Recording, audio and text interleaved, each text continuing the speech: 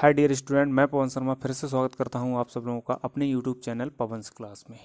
आज का हमारा टॉपिक है किसी नाउन से पहले, जीरंड से पहले या नाउन फ्रेज से पहले प्रीपोजिशन का यूज करके दो या दो से अधिक सिंपल सेंटेंसेस को मिलाकर एक नया सिंपल सेंटेंस बनाना। सिंपल सेंटेंस की कंडीशन आप लोग जानते ही होंगे। वो सिर्फ ये कहता है कि मेरे अंदर सिर्फ फाइनाइट वर्ब रहेगी, सिर्फ एक फाइनाइट वर्ब, इससे ज़्यादा नहीं। और इसीलिए हम जो यूज कर रहे हैं आज प्रीपोजिशन, उससे पहले हम उसका क्या करेंगे हम कि किसी वर्ब को हम या तो नाउन में बदलेंगे या जीरंड में बदलेंगे या फिर किसी पूरे सेंटेंस को नाउन फ्रेज में बदलेंगे, जिससे कि एक जो वर्ब है वो किसी और रूप में चली जाए, चाहे वो नाउन की फॉर्म में चली जाए, चाहे वो जीरंड की फॉर्म में चली जाए, या फिर नाउन फ्रेज में ही किसी नाउन की फॉर्म में वो हो जाए, जिससे कि हमारे पास सिर्फ एक फाइनाइट वर्ब रहे। फाइनाइट वर्ब का मतलब आप लोग जानते होंगे, टेंस बताने वाली क्रिया। हम वर्ब को देखकर ही टेंस पता करते हैं कि हमारा जो टेंस है, सेंटेंस है, वो किस टेंस में है। तो आज हमारी पहली प्रपोजिशन है आफ्टर और बिफोर। आपके सामने दो या दो से अधिक सिंपल सेंटेंस दिए होंगे। उन दोनों सेंटेंसेस में कार्य दिए होंगे, उनमें कोई एक काम पहले और एक काम बाद में समाप्त हुआ होगा। अगर काम बाद में समाप्त हुआ है तो हम आफ्टर का यूज कर देंगे, अगर काम पहले समाप्त हुआ है तो हम बिफोर का यूज कर देंगे। हमें सावधानी से सेंटेंसेस को पढ़ना है, समझना है और ये पता लगाना है कि कौन सा काम पहले और कौन सा काम बाद में समाप्त हुआ है। पहला आपके सामने है सेंटेंस, द मून रोज, चांद निकल आया, द जर्नी वाज एंडेड, और यात्रा समाप्त हो गई। इसका मतलब ये है कि यहाँ दो काम दिए हैं। ऐसी कंडीशन में आदमी क्या बात कहेगा, मतलब यही होगी ना कि हमारी यात्रा खत्म होने के बाद चांद निकल आया। चांद निकल आया, यात्रा समाप्त हो गई, मतलब यात्रा के समाप्त होने के बाद चांद निकल आया। अब ये जो हमारा सेंटेंस है, द जर्नी वाज एंडेड, ये काम पहले हुआ है, उसके बाद चांद निकला है। इसको और क्लियर करने के लिए हम दूसरा सेंटेंस देखते हैं, द मून रोज, चांद निकल आया, the journey was not ended, यात्रा समाप्त नहीं हुई, मतलब यात्रा समाप्त होने से पहले ही चांद निकल आया। जबकि पहले सेंटेंस में है द मून रोज, चांद निकल आया, the journey was not ended, was ended, और यात्रा समाप्त हो गई। तो इन दो सेंटेंसेस से हमें पता चल रहा है कि ये जो काम है वो चांद निकलने से पहले हो गया और यहाँ पर यही काम चांद निकलने के बाद हुआ है। तो ऐसी कंडीशन में हम सेंटेंस को पढ़ के समझ के हमें इनमें से कोई एक चीज़ यूज करनी है। अब हम बात करते हैं इसकी। मैंने आपको बताया था किसी सेंटेंस को हम फ्रेज में कैसे बदलते हैं। अगर आपने वो वीडियो नहीं देखी है तो इससे ठीक पहले इसका पार्ट 1 आप ज़रूर देख लें। वहाँ मैंने आपको बहुत अच्छे से बताया है किसी सेंटेंस को हम किसी फ्रेज में कैसे बदलते हैं, और हमें यही वही काम यहाँ पे करना है। और इस सेंटेंस को हम फ्रेज में बदल लेंगे और इस वर्ब को हम ऐसा ही रखेंगे। इसमें जो वर्ब है वो हमारा नाउन बन जाएगा, नाउन की तरह काम करेगा, और जो भी इसमें आवश्यक शब्द हैं वो हम इसके साथ ही रखेंगे। कैसे, जरा इसको मेन हमारा जो क्लॉज है, सेंटेंस है, उसको हम पहले लिख लेते हैं। द मून रोज, चांद निकल आया। अब ये काम पहले समाप्त हुआ है तो हम कर सकते हैं after the end of the journey. समझो इस सेंटेंस को, द मून रोज, चांद निकल आया, आफ्टर, ठीक है, आफ्टर मीन्स बाद में, द एंड मीन्स अंत के, ऑफ द जर्नी मीन्स यात्रा के। एंड यहाँ पर क्या है, अभी वर्ब है। अब द एंड, द का प्रयोग हम नाउन से पहले ही करते हैं, वर्ब से पहले नहीं। यहाँ पे जो वर्ब है एंडेड, वो वर्ब की फॉर्म में है, अब यही वर्ब यहाँ पर नाउन की फॉर्म में है। तो इसका मतलब इस वर्ब को हमने यहाँ पर क्या बना लिया, नाउन बना लिया, और उससे पहले प्रीपोजिशन आफ्टर का प्रयोग कर लिया। एक्चुअली बिफोर और आफ्टर कंजंक्शन भी हैं, लेकिन सिंपल सेंटेंस बनाने के लिए इनका प्रयोग हम प्रीपोजिशन के रूप में कर सकते हैं। ऑफ द जर्नी, यात्रा के, क्योंकि इसी का यही काम खत्म हुआ है यात्रा का, तो इन शब्दों को हमने बाद में लगा दिया। ठीक है, दूसरे सेंटेंस को हम समझते हैं। द मून रोज, चांद निकल आया, the journey was not ended, यात्रा खत्म नहीं हुई। पहले कौन सा काम खत्म हुआ, चांद का निकलना, और उसके बाद यात्रा खत्म हुई है, मतलब यात्रा खत्म होने से पहले चांद निकल आया। अब यहाँ हम किसका प्रयोग कर देंगे, बिफोर का। तो द मून रोज, चांद निकल आया, बिफोर पहले ही, द एंड अंत से, ऑफ द जर्नी यात्रा के अंत से पहले ही चांद निकल आया। उम्मीद है ये दो सेंटेंस आपको समझ में आए होंगे, और जब आप प्रैक्टिस करेंगे, रिवीजन करेंगे, तो आप और अच्छे से समझ पाएंगे, वो आपकी जिम्मेवारी है। अब चलते हैं दूसरे नंबर पे, विद और विदाउट। विद क्या है, विद का प्रयोग हम पॉजिटिव कंडीशंस में करते हैं, और विदाउट, विदाउट मतलब के बिना, ये नेगेटिव होता है, इसका प्रयोग हम नेगेटिव कंडीशंस में करते हैं। जरा सेंटेंस देखते हैं, उसके बाद हमें पॉजिटिव और नेगेटिव कंडीशन समझ में आएंगी। जैसे यू हेल्प्ड श्याम, आपने श्याम की मदद करी। He would have been failed, वह फेल हो गया होता, मतलब वो फेल हो गया होता, ये एक नेगेटिव कंडीशन है, क्योंकि किसी की मदद से ही तो वो, मतलब किसी ने मदद करी, वरना वो क्या हो गया होता, फेल हो गया। तो फेल हो जाना अपने आप में एक नेगेटिव कंडीशन है। अब दूसरे वाक्य को देखते हैं हम, कहाँ पे है, पहला, यू हेल्प्ड श्याम, आपने श्याम की मदद करी। ही पास्ड द एग्जामिनेशन, और वो एग्जामिनेशन पास कर गया। ये जो कंडीशन है वो पॉजिटिव कंडीशन है, जबकि he would have been failed, वह फेल हो गया होता, ये नेगेटिव कंडीशन है। आप सेंटेंस पढ़ेंगे, कंडीशन समझेंगे। यू हेल्प्ड श्याम, आपने श्याम की मदद करी। He would have been failed, वरना वो फेल हो गया होता, वो फेल हो गया होता, मतलब आपकी मदद के बिना वो फेल हो गया होता, मतलब ये नेगेटिव कंडीशन है। ऐसी कंडीशन में हम विदाउट का प्रयोग करेंगे, और जब कंडीशन पॉजिटिव हो, ही पास द एग्जामिनेशन, उसने एग्जाम पास कर लिया, ये पॉजिटिव कंडीशन है उसके लिए, तो ऐसी सिचुएशन में हम विद का प्रयोग करेंगे, क्योंकि विदाउट अपने आप में नेगेटिव अर्थ रखता है, जबकि विद पॉजिटिव अर्थ रखता है। कैसे इन सेंटेंसेस को जोड़ेंगे, जरा देखो। पहला सेंटेंस, यू हेल्प्ड श्याम, मतलब इस सेंटेंस को हमें ख़त्म करना है। He would have been failed, वरना वो फेल हो गया होता, आपने श्याम की मदद करी, वरना वो फेल हो गया होता। अब ये जो फेल होने वाला ही है और श्याम है, दोनों कॉमन है, एक ही चीज़ है। सेंटेंस हम यहीं से शुरू करेंगे, Shyam would have been failed, would have been failed, Shyam fail हो गया होता। अब यहाँ पे क्या है, सब्जेक्ट हमारा यू को हम योर में बदल सकते हैं, योर, ठीक है।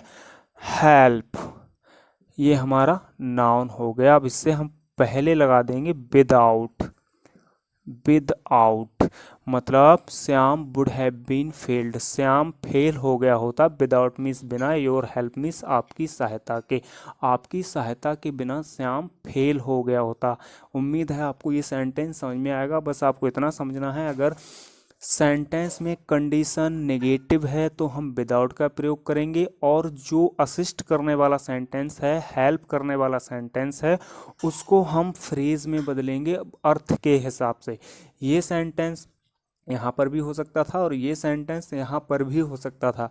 ये जो प्रोनाउन है वो श्याम के लिए यूज हुआ है, हमने इसको काट के श्याम ही रख लिया।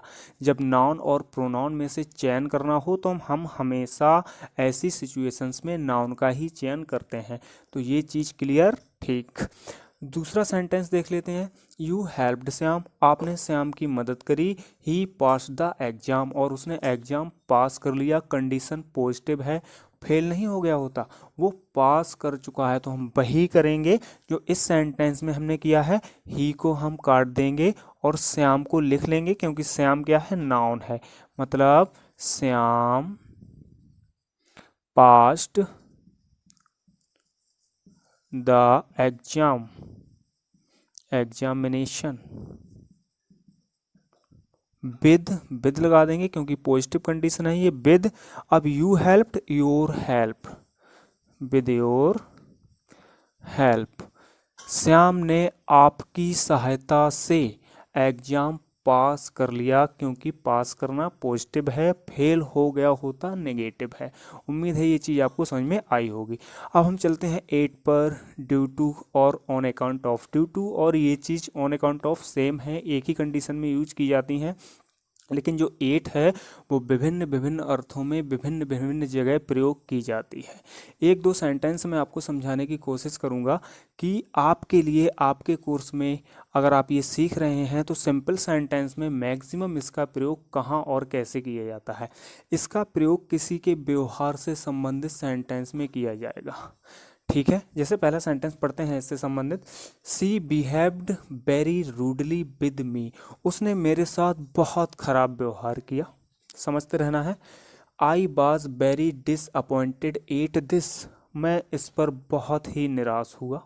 डिसअपॉइंटेड नाराज हुआ, निराश हुआ, मैं इस पर बहुत अधिक नाराज हुआ। अब आप देखिए यहाँ पर 8 लगी हुई है। अगर मान लो सेंटेंस यहीं पे ख़त्म हो जाता, इसका अर्थ होता आई वॉज वेरी डिसअपॉइंटेड, मैं बहुत नाराज हुआ। अरे भैया किसी पे तो नाराज हुआ होगा होने वाला, तब भी हम जरा थोड़ा सोच लेते, समझ लेते किस पे नाराज हुआ है, उसके व्यवहार पे नाराज हुआ है। तो ऐसी कंडीशन में अगर आप प्रीपोजिशन का यूज जानते हैं तो हम एट का प्रयोग करते हैं। ऐसे व्यवहार से पहले, उस नाउन से पहले जो व्यवहार को प्रकट करता है उससे पहले हम एट का प्रयोग करते हैं। तो at this, this I was very disappointed at this. मैं इस पर बहुत नाराज हुआ। किस पर नाराज हुआ? उसके खराब व्यवहार पर। इसका मतलब हमारा जो सेंटेंस है she behaved very badly with me, इसको हमें एक फ्रेज में बदलना है और इस एट के बाद रख देना है ये जो दिस है, ये जो दिस शब्द है, इस पूरे सेंटेंस का भाव अपने अंदर समेटे हुए है। I was very disappointed at this. मैं इस पर बहुत नाराज हुआ। किस पर हुआ? She behaved very rudely with me. उसने मेरे साथ बहुत गलत व्यवहार किया। तो जो दिस है और वो जो सेंटेंस है वो एक ही बात है। तो इस दिस की जगह पे हम इस पूरे सेंटेंस को एक फ्रेज में बदलकर, नाउन फ्रेज में बदलकर रख देंगे। कैसे रख देंगे? ये हमारा सेंटेंस यहाँ से शुरू हो जाएगा। I was very disappointed at. ठीक है, अब सी है तो हर कर लो। At her very rude behave. At her very rude behave. ठीक है, बिहेव उसके बहुत गलत व्यवहार पर। ठीक है, बिहेवियर कर लेते हैं। बिहेवियर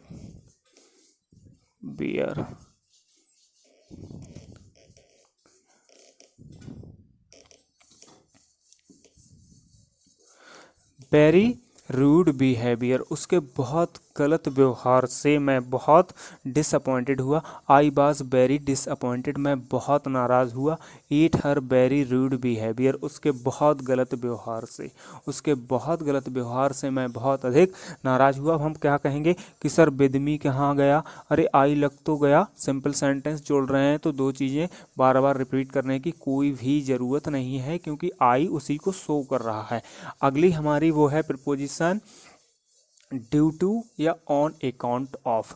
ड्यू टू ऐसी प्रीपोजिशन है जो कारण को व्यक्त करती है। एक सेंटेंस में कोई रीजन दिया होगा और दूसरे सेंटेंस में उसका कोई रिजल्ट दिया होगा। तो ये जो प्रीपोजिशन है ड्यू टू या ऑन अकाउंट ऑफ, ये कारण बताने वाली वर्ब से ठीक पहले इसका प्रयोग किया जाता है। उस वर्ब को या उस सेंटेंस को हमें पूरे नाउन फ्रेज में बदलना होगा। अगर वर्ब है तो जीरंड में या पार्टिसिपल में बदलकर उससे पहले हम इसका प्रयोग कर देते हैं। ज़रा सेंटेंस समझो फिर और अच्छे से समझ में आएगा। He could not come to school, वह स्कूल नहीं आ सका। ही वॉज इल, वह बीमार था। इसमें एक सेंटेंस ऐसा है जो रीजन शो कर रहा है, कारण बता रहा है, और दूसरा कोई ऐसा सेंटेंस है जो उसका परिणाम बता रहा है। जरा दिमाग लगाओ और सोचो। He could not come to school, वह स्कूल नहीं आ सका। ही वॉज इल, वह बीमार था। वो स्कूल क्यों नहीं आ सका? क्योंकि वह बीमार था। कारण क्या था स्कूल ना आने का? बीमारी। मतलब उसकी बीमारी ही उसके स्कूल ना आने का कारण थी। कारण ये है हमारा और उसका परिणाम ये है। अब हमने क्या बताया आपको? जो वर्ब हमें कारण बताती है उस वर्ब को या उस सेंटेंस को पूरे फ्रेज में चेंज कर लेते हैं और उससे पहले ड्यू टू या ऑन अकाउंट ऑफ किसी दोनों में से एक को रख देते हैं। दोनों का एक ही मतलब है, एक ही यूज है। ठीक है, जैसे he could not come to school due to या ऑन अकाउंट ऑफ कुछ भी रख दो। ही वॉज इल, ही को कर लो हेज, इल को कर लो इलनेस, अपनी बीमारी के कारण। ठीक है, वह अपनी बीमारी के कारण स्कूल नहीं आ सका। उम्मीद है ये सेंटेंस आपको समझ में आया होगा। बस आपको कारण जानना है और कारण से पहले आपको प्रीपोजिशन ड्यू टू या ऑन अकाउंट ऑफ लगा देनी है। आपका वाक्य बन जाएगा और जो रिजल्ट वाला वाक्य है उसको वैसा का वैसा ही लिख देना है। अगली प्रोपोजिशन है हमारी बाई। पैसिव वॉइस में इसका प्रयोग किया जाता है। आप लोग सब जानते हो, जो एक्टिव होती है मेन वर्ब का, जो एक्टिव का मेन वर्ब का जो पैसिव वॉइस होता है वो होता है ये वाज गिवन। ये वर्ब का पैसिव वॉइस है, जो मेन वर्ब है उसका पैसिव वॉइस। लेकिन यहाँ हम पैसिव वॉइस में बाई का यूज करेंगे, लेकिन उसका स्वरूप कैसा होगा वो भी जानना बहुत ज़रूरी है। जब कोई मेन वर्ब अपने पैसिव वॉइस में होगी, तो मैंने उदाहरण के लिए लिखा है, किसी भी टेंस में हो सकती है। मैंने वॉज गिवन लगा दिया है, is given, had been given, कुछ भी हो सकता है, किसी भी टेंस में हो सकती है। आपको समझने के लिए मैंने वॉज गिवन लगा दिया है। ये वर्ब का पैसिव वॉइस है, किसी वर्ब का पैसिव वॉइस क्या होता है? हेल्पिंग वर्ब प्लस वर्ब की थर्ड फॉर्म, डिपेंड करता है कौन से टेंस का है उस हिसाब से। लेकिन जब किसी जीरंड का पैसिव वॉइस होता है तो वो किस प्रकार का होता है? Being given. तो उससे पहले हमें बीइंग लगानी पड़ती है और गिवन को लगाना पड़ेगा, वर्ब की थर्ड फॉर्म को लगाना पड़ेगा। अगला सेंटेंस है Shyam fell ill with last day. Shyam पिछले दिन बीमार पड़ गया। He was down with light fever. यहाँ पर एक चीज़ और, मैंने ये सेंटेंस इस विद के लिए लिखा है, मैं भूल गया था यहाँ पे लिखना। ये जो विद है हमारा, इसका प्रयोग बीमारियों के नाम से पहले भी करते हैं। इसको हम थोड़ा सा डिले करते हैं, इसके बाद समझेंगे। ठीक है, पहले हम विद को और क्लियर कर लें। विद का प्रयोग हम बीमारियों के नाम से पहले भी करते हैं। जैसे इस सेंटेंस में दिया है Shyam fell ill last day, Shyam last day बीमार हो गया। ही वाज डाउन, वह बुखार में था या फिर वह बीमार था। विद हाई फीवर, बहुत तेज बुखार से पीड़ित था, वह बहुत तेज बुखार से। With high fever, high fever एक नाउन है, किसी बीमारी का नाम है और उससे पहले भी विद का प्रयोग किया गया है। तो बहुत सिंपल सेंटेंस है, हम कैसे बना देंगे? Shyam fell ill with high fever. चूंकि ये समय को प्रदर्शित करने वाले शब्द हैं, आप लोग जानते ही होंगे, इनको वाक्य के अंत में स्थान दिया गया है, इन्हें वाक्य के अंत में लिख देंगे। जैसे हम इसको कैसे बना सकते हैं? श्याम फेल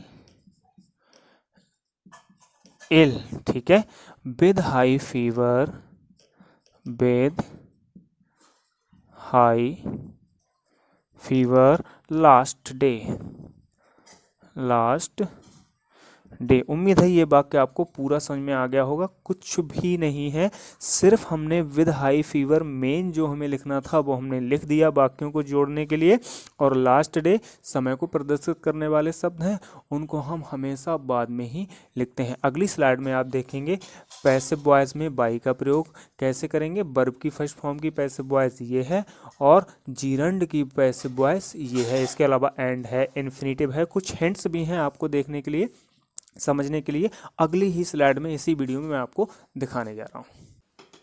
इस स्लाइड में हम समझेंगे कि बाई का प्रयोग पैसिव वॉइस के सेंटेंसेस में कैसे किया जाता है।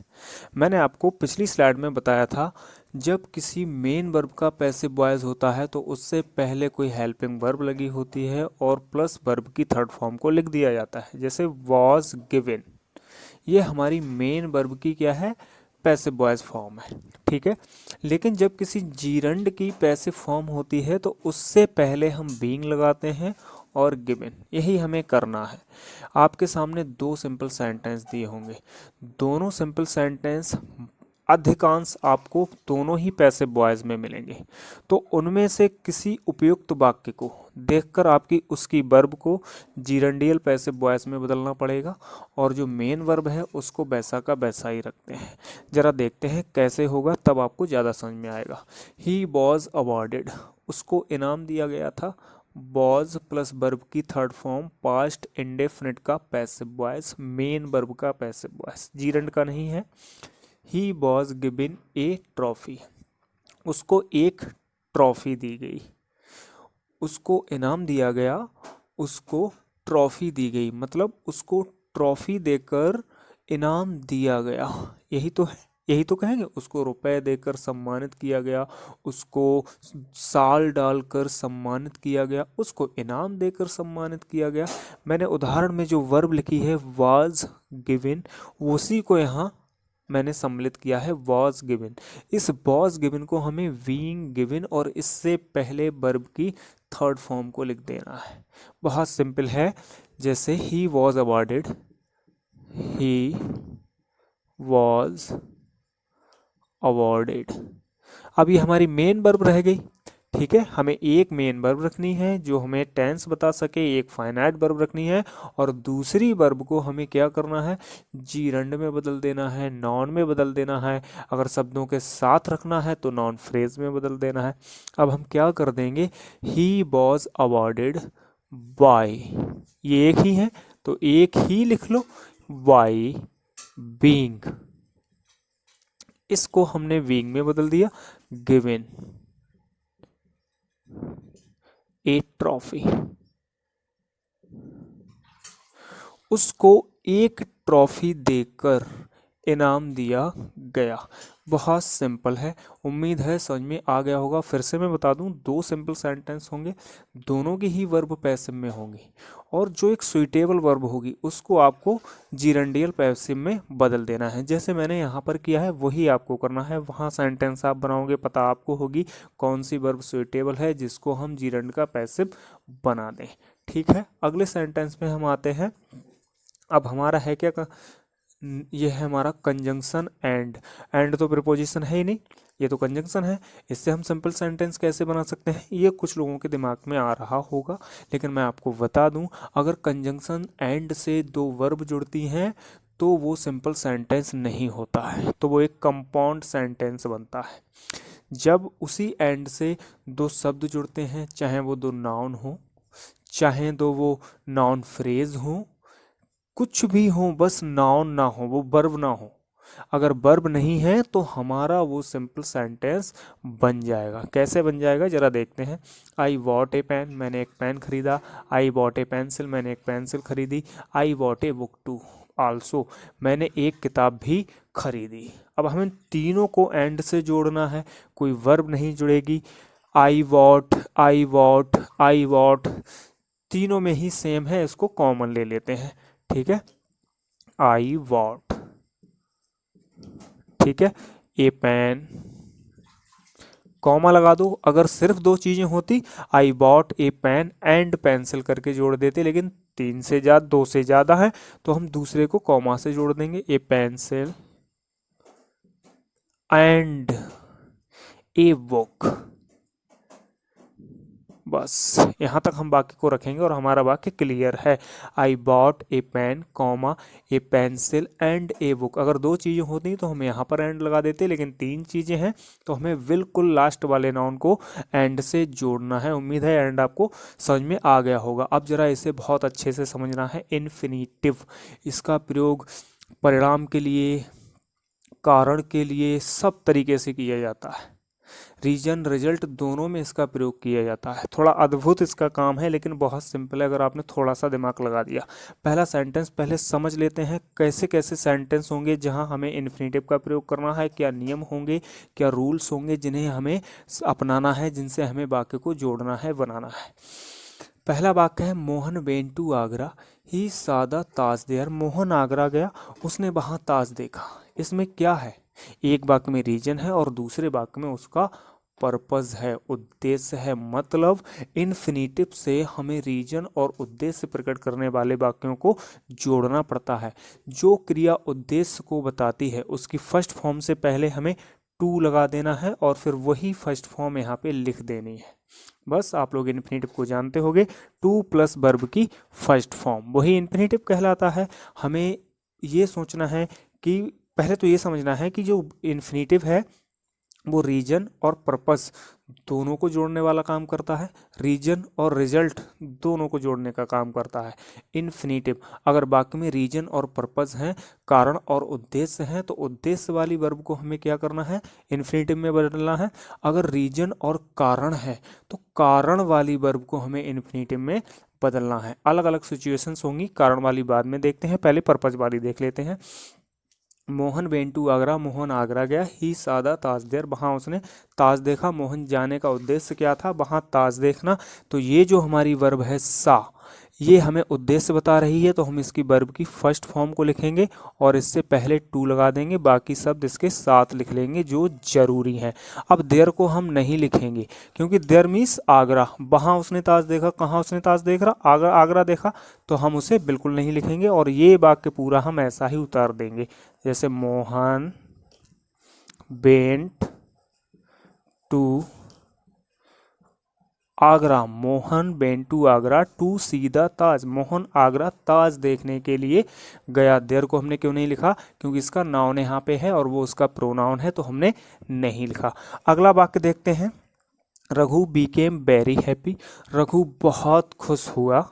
He heard the news of his success, उसने अपने सफलता की खबर सुनी, सूचना सुनी।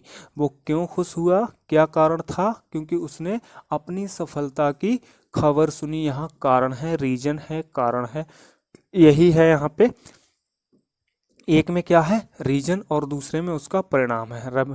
रघु बीकेम वेरी हैप्पी, ये क्या है, परिणाम है।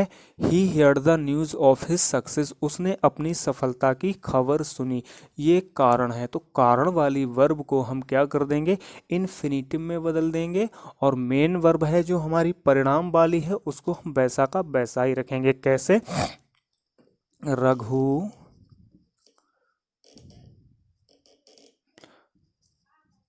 Raghu became very happy, Raghu बहुत खुश हुआ, ये हमारी वर्ब है, इसकी फर्स्ट फॉर्म को लिखो हेयर। अब इससे पहले टू लगा दो, टू प्लस वर्ब की फर्स्ट फॉर्म, इन्फिनिटिव बन गया, टू हेयर द न्यूज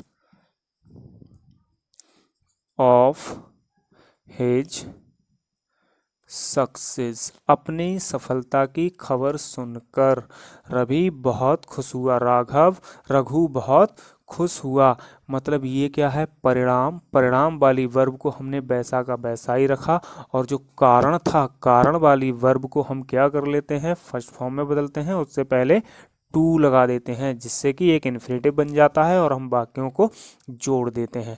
अगला वाक्य आपको बहुत अच्छे से समझना है, the man was very old, आदमी बहुत बूढ़ा था, वो आदमी बहुत बूढ़ा था। He can not walk properly, वह अच्छे से चल नहीं सका। इन क्रियाओं में क्या है, एक में क्या है, रीजन है, दूसरे में उसका परिणाम है। ऐसी कंडीशंस में हमें बहुत सावधानी से प्रयोग करना है। यहाँ क्या है, एक एडजेक्टिव दिया हुआ, जो इस प्रकार के सेंटेंस हैं, इन सेंटेंस में एक एडजेक्टिव है और उस एडजेक्टिव से पहले एक एडवर्ब रखा है, वेरी, इसकी जगह पे एक्सट्रीमली भी हो सकता है, इसकी जगह पे कुछ भी हो सकता है, ठीक है। तो उसको हटाकर, इस एडवर्ब को हटाकर हमें क्या लगाना है, टू। तो चलो इस एडवर्ब को खत्म करके हम टू लगा लेते हैं, TOO वाला टू, ठीक है। अब ये जो चीज है, ही कैन नॉट वॉक, यहाँ पे होगा कुड नॉट, हो सकता है यहाँ पे ही कुड नॉट वॉक। यहाँ से सब्जेक्ट से लेकर यहाँ तक इस पोर्शन को हमें खत्म करना है और इसकी जगह हमें टू लगाना है। इस पोर्शन को खत्म करना है और टू लगाना है। अब यहाँ पर जो वर्ब बची है हमारी, वो हम यहाँ पे लिख सकते हैं और प्रॉपरली ऐसा का ऐसा ही उतार लेंगे। अब जो यहाँ पर चीज़ें हैं उनको हम वैसा उतार लेते हैं। The man was too old to walk properly. The man was too old to walk properly. To plus verb की फर्स्ट फॉर्म इन्फिनेटिव बन गया हमारा और वाक्य का अर्थ भी वही रहा। अब सिर्फ इसमें एक वर्ब है वाज और ये हमारा इन्फिनेटिव बन गया। फिर से मैं सेंटेंस को समझा दूं। कोई एक एडजेक्टिव दिया होगा, एडजेक्टिव से पहले कोई एडवर्ब रखा होगा, जैसे वेरी है, एक्सट्रीमली है, कुछ भी हो सकता है। इस एडवर्ब को हमें इस टू में बदलना है और ज्यों का त्यों लिख देना है। उसके बाद यहाँ पे जो नाउन दिया है उसका प्रोनाउन रखा होगा, कैन या कुड दिया होगा, कैन या कुड प्लस नॉट, इस सब को काट देना है हमें और इस सब के स्थान पर यहाँ पर हमें इस वर्ब से पहले टू लगा देना है और बाकी जो शब्द हैं उनको वैसा का वैसा ही उतार देना है। इस एक इन्फिनेटिव का पहला काम यहाँ से आपने देखा होगा, उद्देश्य बताने के लिए, रीजन बताने के लिए और यहाँ पर ये कारण बताने के लिए। ठीक है, आदमी बहुत बूढ़ा था इसलिए वो पैदल सही से नहीं चल सकता था, अच्छे से नहीं टहल सकता था। जो वर्ब कारण बता रही है उसको हमने इन्फिनेटिव में बदल दिया। कभी कभी ऐसे सेंटेंस आपके सामने आएंगे जिनका सब्जेक्ट निर्जीव होगा और एडजेक्टिव के बाद जो इन्फिनेटिव का पोर्शन होगा उसमें कोई लिविंग नाउन या प्रोनाउन रखा होगा। ऐसी कंडीशन में हम वही करेंगे जो हमने इस सेंटेंस में किया है, लेकिन थोड़ा सा परिवर्तन होगा उस सेंटेंस में। क्या परिवर्तन होगा?